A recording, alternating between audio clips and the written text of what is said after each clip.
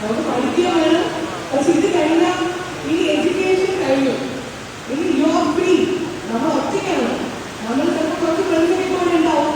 But ഇനി real ലൈഫിലേക്ക് നമ്മൾ കാലത്ത് വയ്ക്കുമ്പോഴാണ് ഒറ്റയ്ക്കായിരിക്കും. പക്ഷെ ആ സമയത്തും നമ്മുടെ കൂടെ ഉണ്ടാവുമ്പോൾ ഒരേ ഒരു സുഹൃത്ത്, അതാരാണെന്നറിയോ? അപ്പുറത്തെ സീറ്റുള്ള ആളല്ല, നിങ്ങളകത്തുള്ള നിങ്ങൾ തന്നെയാണ് നിങ്ങളുടെ ഏറ്റവും വലിയ സുഹൃത്താവാൻ പോകുന്നത്.